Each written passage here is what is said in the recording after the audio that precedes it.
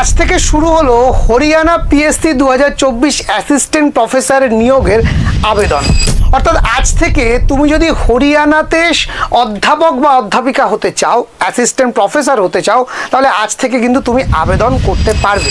তো আজকের এই ভিডিওতে আমরা হরিয়ানা পিএসসি 2024-এর অ্যাসিস্ট্যান্ট প্রফেসরের যে বিজ্ঞপ্তি বেরিয়েছে, অফিসিয়াল নোটিফিকেশান বেরিয়েছে, সেটার এলিজিবিলিটি, এক্সাম প্যাটার্ন এবং এজ লিমিটেশন সমস্ত কিছু, ইচ অ্যান্ড এভরিথিং, বেতন কাঠামো থেকে শুরু করে কিভাবে স্ক্রিনিং টেস্ট হয়, সমস্ত কিছু জানাবো।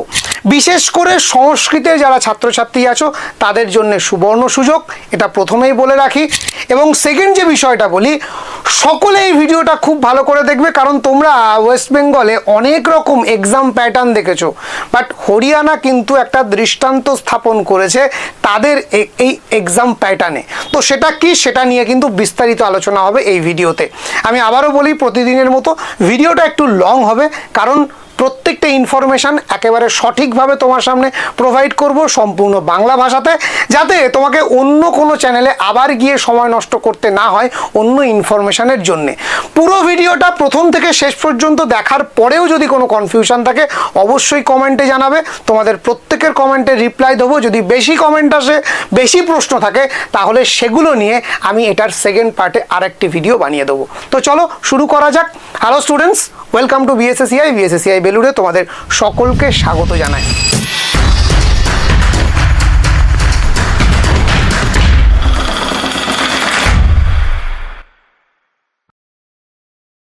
শিক্ষকতা নিয়োগের পরীক্ষায় যে কোনো আপডেট সবার আগে সঠিকভাবে উপস্থাপন করার জন্যই আমাদের এই চ্যানেলটা। তো নিজেকে আপডেটেড রাখতে, আপডেটেড থাকতে, সঠিক খবর সঠিকভাবে জানতে এই চ্যানেলটাকে সাবস্ক্রাইব করে নিও।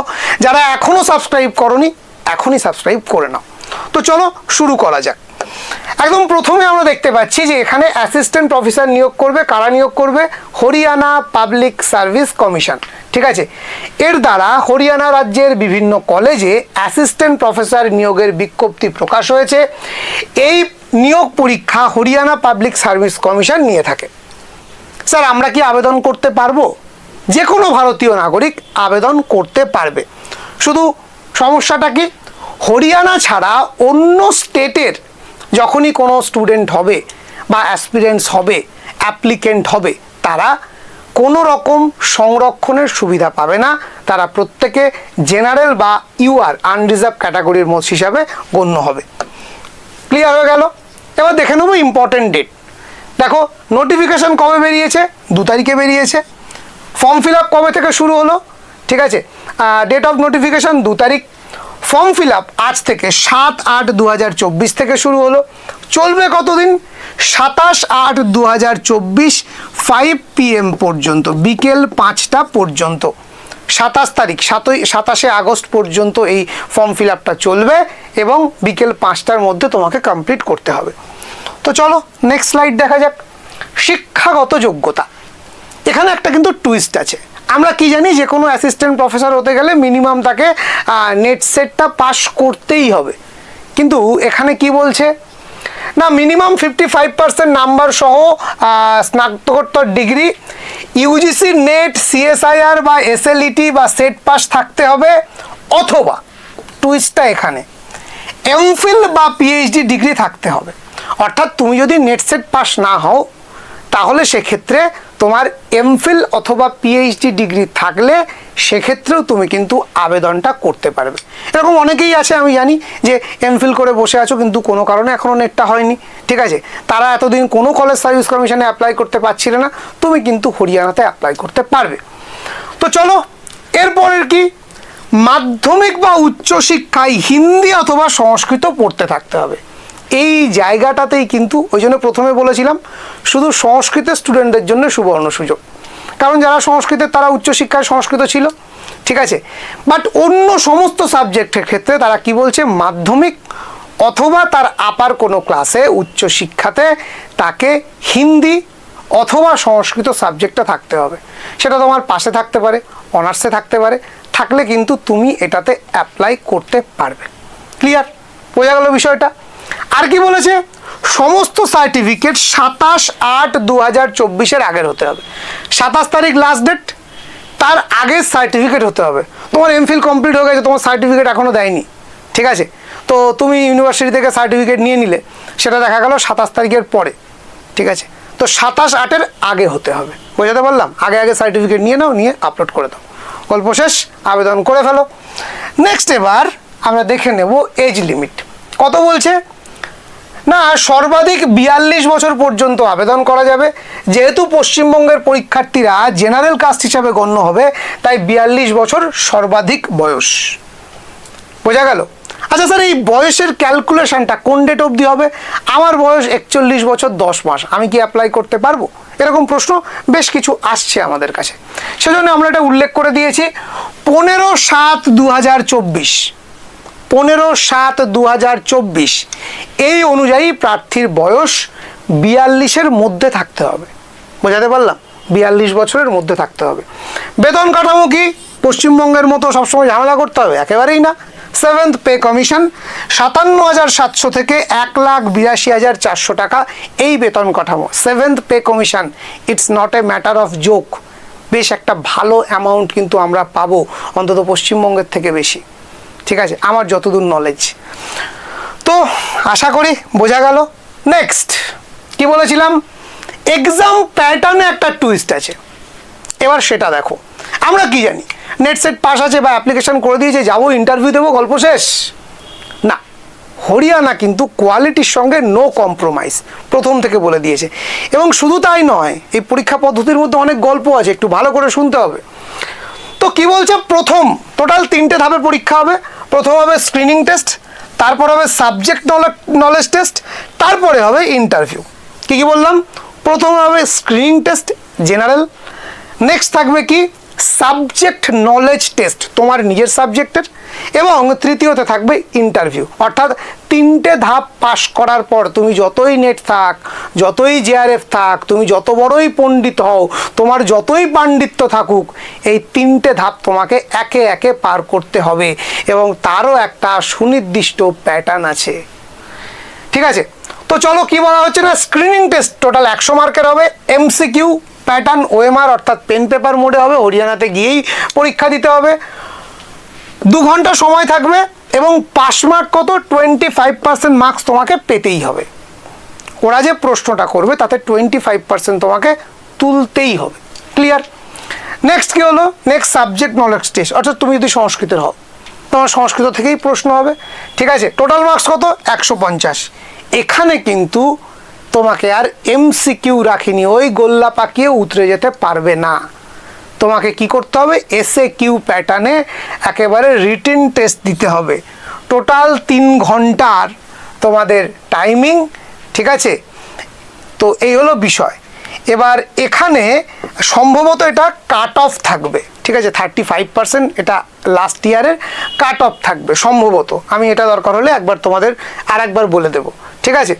এবং তারপর তুমি যদি এই স্ক্রিনিং টেস্ট পাস করলে, তারপরে সাবজেক্ট টেস্ট করলে, ঠিক আছে, এটা পাস করার পরেই তুমি ইন্টারভিউয়ের জন্য সিলেক্ট হবে। ইন্টারভিউ পাস করলে তবে চাকরি পাবে।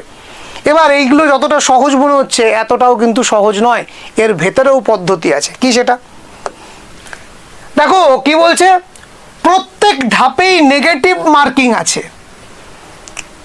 যখনই নেগেটিভ মার্কিং থাকে আমাদের কি মেন্টালিটি হয়? ভাই, যেটা জানি শিওর শট সেটা করব, যেটা জানি না সেটা ছেড়ে দেব। মানে আমার ইচ্ছা আমি 100টার মধ্যে 90টা প্রশ্ন ছেড়ে দিয়ে 10টা ঠিক করে আসতে পারি না। হরিয়ানাতে সেটা চলবে না। কি বলে দিল?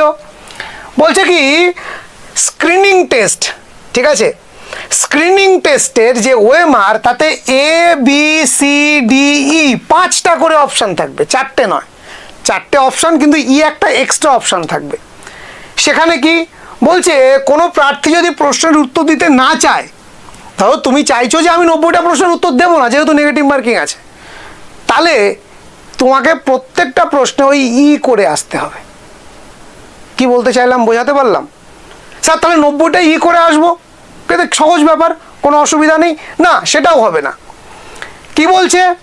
কোনো পরীক্ষার্থী যদি 10টি প্রশ্নের কোনো অপশান ফিল আপ না করে, তাহলে তার ওএমআর রিজেক্ট হবে। তুমি মনে করলে যে আমি কিচ্ছু চুজ করব না, ভাই নেগেটিভ মার্কিং হাত দেওয়ারই দরকার নেই, তুমি 10টার বেশি ফাঁকা রেখে আসবে, শেষ, তোমার ওএমআর দেখাই হবে না, পরীক্ষায় ক্যান্সেল হয়ে যাবে। মানে বুঝতে পারছো কীরকম গেঁড়া কলে ফেলে দিয়েছে? মানে তোমাকে প্রত্যেকটা প্রশ্ন টাচ করে আসতে হবে, সঠিক উত্তর জানলে ABCDর মধ্যে কিছু একটা, না জানলে অন্তত দিয়ে আসতে হবে, আমি কিছুই করব না, সেরকম তুমি 10টা চান্স পাবে, তার বেশি না। ক্লিয়ার? এবার কি বলা হলো না, এই যে স্ক্রিনিং টেস্ট হবে সেখানে মোট যে শূন্যপদ তার 4 গুণ পরীক্ষার্থীকে তার পরবর্তী মানে কি বলবো যে সাবজেক্ট নলেজ টেস্টের জন্য ডাকা হবে। আমি ধরে নিলাম সংস্কৃতের জন্যে ধরো তোমার 8টা সিট আছে, কথার কথা 8 জনকে নেওয়া হবে, তাহলে স্ক্রিনিং টেস্ট থেকে সাবজেক্ট নলেজে কতজনকে ডাকা হবে? বলছে 32 জনকে। স্যার আপনি যে বললেন স্ক্রিন টেস্টে 35% পেলেই পাস, আর সাবজেক্ট নলেজে স্ক্রিন টেস্টে 25% পেলে পাস, আর 35% পেলে সাবজেক্টে পাস, তাহলে এখানে আবার এরকম একটা গল্প কেন আসছে? দেখো এখন সংস্কৃতে 800 লোক অ্যাপ্লাই করে দিল, তার মধ্যে থেকে 8 জনের জন্যে তারা কিন্তু দেখলো যে 750 জন পাস করে গেছে, 750 জনকে ডাকবে না, ওরা কিন্তু এই 32 জনকে ডাকবে, টপ 32 স্টুডেন্টকেই ডাকবে। তাহলে স্যার 25% পাস মার্ক মানেটা কি? মিনিমাম ধরো দেখা গেল যে 8 জনের মধ্যে 7 জন 25%-এর ওপরে পেয়েছে, 8 নম্বর জন 24% নাম্বার পেয়েছে, তাহলে কিন্তু এই 8 নম্বর জনকে আর মানে সাবজেক্ট নলেজ টেস্টের জন্য ডাকবেই না তারা। বোঝাতে পারছি সিস্টেমটা? ক্লিয়ার হলো কি? একটু জানাও কি বললাম, পুরো ব্যাপারটা ভালো করে বোঝো। স্ক্রিনিং টেস্ট 100 নাম্বার, এই 100-র মধ্যে 25% মিনিমাম পেতেই হবে, তবে সেটা পাস হলো, কিন্তু পাস হলো মানেই সে ডাক পাবে না। ডাক কারা পাবে? যতগুলো সিট আছে তার 4 গুণ, অর্থাৎ 32 জন। তাহলে 800 স্টুডেন্ট পরীক্ষা দিলে যদি 750 জনই 25-এর ওপর পায়, তারা পাস করলো ঠিকই, কিন্তু সাবজেক্ট নলেজ টেস্টের জন্য তারা ডাক পাবে না। সাবজেক্ট নলেজ টেস্টের জন্যে শুধুমাত্র প্রথম সবথেকে হায়েস্ট নাম্বার পাওয়া 32 জনই সুযোগ পাবে। ঠিক সেরকমভাবেই সাবজেক্ট নলেজে 35% পেয়েছে হয়তো 200 জন, কিন্তু আমার মোট শূন্যপদ তো 8, তাহলে কি করবে না, প্রথম 16 জন অর্থাৎ যত শূন্যপদ তার দ্বিগুণ সংখ্যক স্টুডেন্টকেই কিন্তু ইন্টারভিউতে ডাকবে। অর্থাৎ পাস মার্ক পেয়ে গেলেই যে তুমি ইন্টারভিউতে ডাক পাবে তা কিন্তু নয়, তোমাকে প্রথম 16 জনের মধ্যে থাকতে হবে। ক্লিয়ার? ওই যে বললাম যে এক্সাম প্যাটার্নে কিন্তু বেশ একটা টুইস্ট আছে, আমার বেশ ভালো লেগেছে, মানে লড়াইটা খুব হাড্ডাহাড্ডি হবে। ঠিক আছে, তো নেক্সট দেখে নেব। নেক্সট কি না, এখানে সবাই জেনারেল অনুসারে হবে, তো জেনারেলে কতগুলো সিট আছে আমরা সেটাই দিয়েছি। মোট শূন্যপদ 2424 মোট শূন্যপদ। এখানে এক ঝলকে তোমরা দেখে নিতে পারো, ইংলিশের 312টা, ফাইন আর্টসের 2টো, হিন্দির 67টা, সংস্কৃতের 8টা সিট আছে, যেটা আমি বলছিলাম। তাহলে টোটাল যা লোকজন অ্যাপ্লাই করবে জেনারেল হিসাবে 8টা সিট আছে, 32 জনকে স্ক্রিনিং টেস্টে পাস করাবে, 16 জনকে সাবজেক্ট নলেজ পাস করিয়ে ইন্টারভিউতে ডাকবে। ঠিক আছে, এই হচ্ছে রুলস। এবার দেখে নেওয়া যাক আবেদন পদ্ধতি কি বলছে। এই যে hhpsc.gov.in এখানে ঢুকতে হবে, ঢুকে অ্যাপ্লাই অনলাইনে ক্লিক করে রেজিস্ট্রেশন করে নিতে হবে। রেজিস্ট্রেশন করার সময় ইমেল আইডি এবং ফোন নাম্বারটা অবশ্যই সঠিক দেবে, যেন কোনোভাবে ভুল না হয়ে যায়। রেজিস্ট্রেশন করার পর লগইন আইডি পাসওয়ার্ড দিয়ে লগ ইন করতে হবে, অ্যাপ্লিকেশান করতে হবে, পেমেন্ট করতে হবে। পেমেন্ট করার পর সেই যে প্রিন্ট আউট একটা বেরোবে, সেই প্রিন্ট আউটটা মানে অ্যাপ্লিকেশান ফর্মের প্রিন্ট আউটটা নিয়ে রাখতে হবে। এই 7টা স্টেপ হচ্ছে তোমাকে ফলো করতে হবে অ্যাপ্লাই করার জন্যে। নেক্সট দেখে নিই, আবেদন করতে কত টাকা লাগবে না, 1000 টাকা পে করতে হবে। স্যার লাস্ট পরীক্ষা কবে হয়েছিল? তো কতগুলো বিষয় একটু জেনে রাখো। শেষ পরীক্ষা হয়েছিল 2018 সালে। পরীক্ষার সিলেবাস এখনও জানানো হয়নি, পরে জানানো হবে। পরীক্ষার তারিখ পরে প্রকাশিত হবে, আগে অ্যাপ্লিকেশন হয়ে যাবে, তারপর ওরা পরীক্ষার সিলেবাস জানাবে এবং পরীক্ষার ডেট জানাবে, সে কারণে আমরা সেগুলো নিয়ে কিন্তু আর বিস্তারিত আলোচনা করিনি। তো তোমরা অনেকেই হরিয়ানা পিএসসির এই যে অ্যাসিস্ট্যান্ট প্রফেসরের নোটিফিকেশানটা আমাকে পাঠিয়েছিলে পার্সোনালি হোয়াটসঅ্যাপে, যে স্যার এটার উপরে যদি একটা বিস্তারিত ভিডিও করেন, কারণ অনেক কনফিউশন থেকে যাচ্ছে, সে কারণে ভিডিওটা করা। এরকমই যে কোনো টিচিং রিক্রুটমেন্ট, টিচার প্রফেসর রিক্রুটমেন্টের খবর যদি তোমরা অথেন্টিকভাবে পেতে চাও, ইন ডিটেলস পেতে চাও, তাহলে অবশ্যই আজকের এই আমাদের চ্যানেলটাকে সাবস্ক্রাইব করে রেখো। আর যারা এই হরিয়ানা পিএসসির জন্য তোমাকে জিজ্ঞাসা করছে, অ্যাপ্লাই করবে বলে ভাবছে, তাদেরকে অবশ্যই লিঙ্কটা শেয়ার করে দিও। কেমন লাগলো ভিডিওর কমেন্টে জানিও, যদি কোনো প্রশ্ন থাকে সেটাও অবশ্যই জানিও, আমি চেষ্টা করব সমস্ত প্রশ্নের উত্তর দেওয়ার। আজকে এই পর্যন্ত, প্রত্যেকে ভালো থেকো, ধন্যবাদ।